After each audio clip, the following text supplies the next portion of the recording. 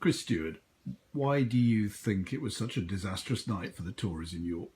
I think three main reasons. I think the national picture, which is extremely negative. People can have their views on Brexit, but most people accept we have to move on, and we should have moved on by now.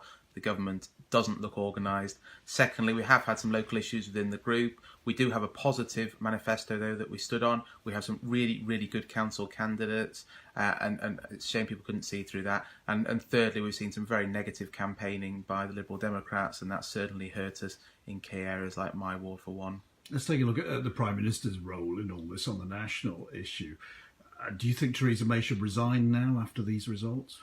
Well, I've been consistently clear. I didn't think she was particularly the right person in the first place, but she has gone back on her word one time after another. And even when people disagree with somebody, they respect their views. But Theresa May has been inconsistent. She seems to only exist to be in power, but she doesn't seem to wield any power. So I really don't see what she's doing. I think she should resign. I think it's a great shame the party didn't throw her out long ago, and you've seen lots and lots of hard-working councillors lose their jobs over it, and areas will suffer because of that. We need some direction. I've felt that for some time, and I continue to feel that.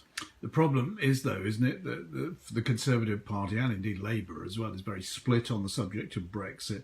And in York, there have been a lot of divisions with the Tories as well. A lot of people are saying that they want politicians to, I don't know, grow up perhaps, start to get on for the greater good.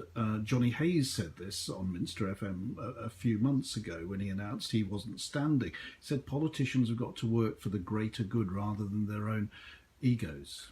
Well, I get on very well with Johnny Hayes, and I think he's been a really, really good councillor. It's a great shame he's standing down. I think there are differences, though. Johnny Hayes stood as an independent, truly independent. He'll have political views in certain ways, but he was an independent. Generally what we see, though, is independents who just have an axe to grind. They've fallen out with their party or something like that. But we do have to work together. We really do have to work together. People, I think, should stand for parties where they believe in things so people know what they're electing. There's no point having a pretense that you're entirely independent when you have political views. But then once in the council chamber, people have to work to get on. And I think if you look at the administration that we formed, it was cross-party with the Liberal Democrats, but we improved the scrutiny call-ins so that other parties could have a say in things. I've worked across party, whether it be on a committee, whether it be talking to people. There are some people that don't want to do that, but we do have to do that for the good of York, because otherwise you'll see problems with the community stadium, with the local plan, with devolution, where one party will take something in a direction, somebody else will come in and tear things up, and on something like the York Central site, that sort of change would be too radical to go back on.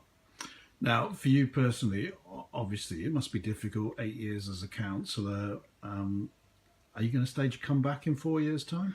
I don't know. I mean, I won't lie. There's parts of me that think, well, off I go and do something else. There's parts of me that think that's all I want to do, get back involved in it. I represented the ward I grew up in. I spent more than half my life there. It was an honour to represent it every day that I did. It was often hard work. It was often enjoyable, but it was always an honour. And you're serving people, you're representing people. So even with the national picture, when the people say, we don't want you anymore, it is not a particularly pleasant feeling. Whether I'll come back, who knows? I mean, ultimately, that'll be a choice for the people. I just don't know at this stage.